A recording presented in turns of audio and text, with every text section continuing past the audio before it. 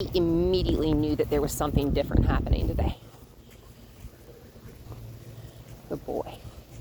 So we're all the way over here. Hi, Zeppelin. Zeppelin's over there. You're okay. He cannot cross in front of my body. I'm just going to make a circle. I'm going to turn him. There we go. He has to stay on that left side. Or rather, whatever side I tell him to be on, he's got to stay over there. Good boy.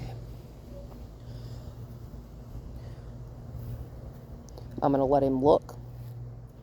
Let's walk. Good boy, Cosmo. Cosmo. Good boy. This is why we started with this first. Because that's exactly what I want. That is a good boy. If he can just calmly sit here. Yup, my German Shepherd's not reactive, is he? Good boy. Zeppelin is easily he is the most passive German Shepherd I've ever met in my entire life. He does have a really severe case of learned helplessness from former abuse in his previous home, which is part of what makes him a passive boy. But he has, come on, let's turn this way, thank you. He has gained a lot of confidence. He's nice and quiet, right? Which is one of the reasons we're using him. There it is. Okay, that's threshold tolerance right there. Hi, there he is. You can stop him. Hi, there's the boy. There's the boy. Excitement coming out as reactivity. Good boy.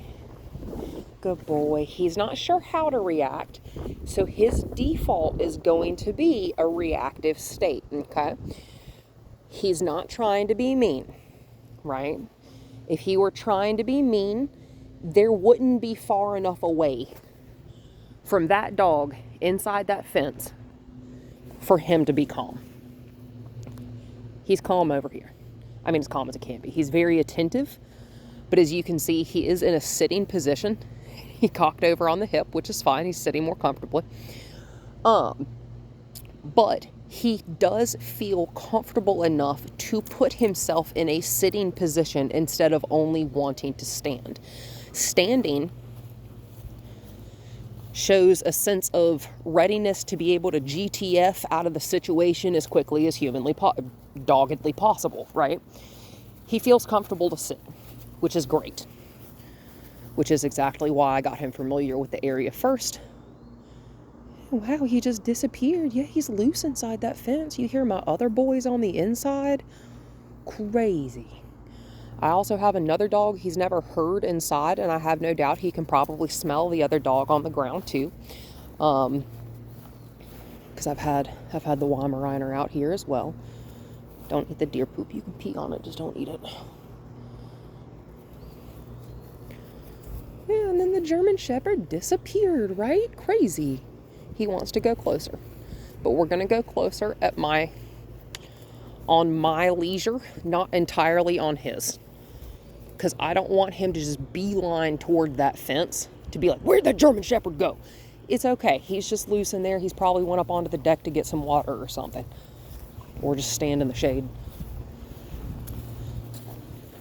Yep, we're going to do a little zigzag, little serpentine, little S-shaped pattern here.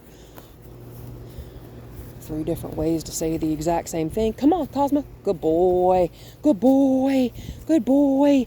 Notice, this is basically exactly what we've also been doing, like that little training video that I sent you when we were out at, Zeppelin, when we were out at, the Crossnor place the other day.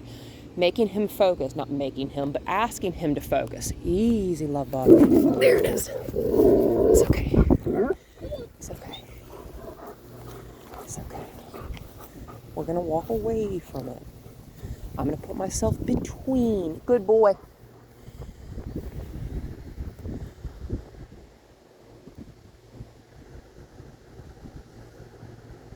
Easy. There you go. We're closer than we were a second ago, right? Hi. Cosmo.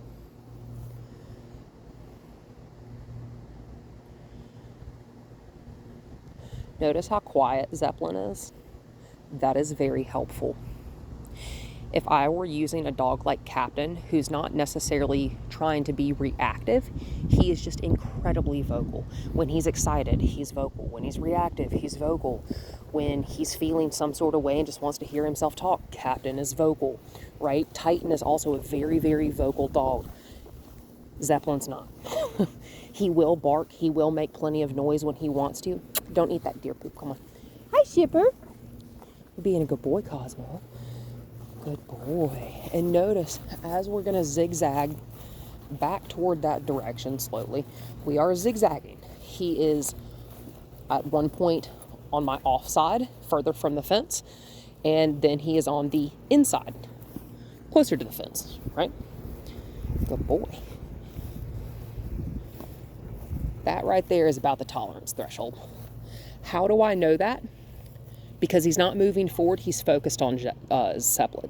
Jesus, Zeppelin. There's a good boy. He feels comfortable enough to take a treat. That's good. I like that. I'm going to hand him one.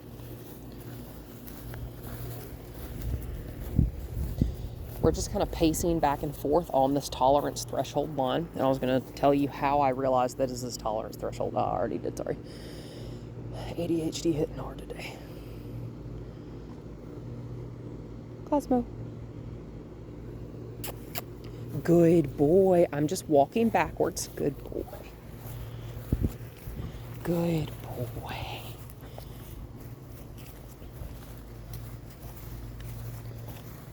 Good boy. Good boy. I'm walking backwards to show him I am engaged with him. We're going to back away, starting to get a little bit puffy. And when I say puffy, I mean he's doing that low sound where he's almost starting to get reactive. Good, we're going to walk away. That's all we're going to do today. That's perfect. Good boy. I'm going to walk him around here in the front yard. I'm going to walk him all the way down there to the end. I'm going to strip around the edge. And good boy, Zeppelin. We're going to walk around. We're going to diffuse some of this tension that he's built up. I'm going to let him move out. Stretch his little legs out, move around, sniff stuff. I'm going to stop asking things of him, and just let him be a dog for a few minutes. That's really, really nice. Don't eat the deer poop. We're not going to do that.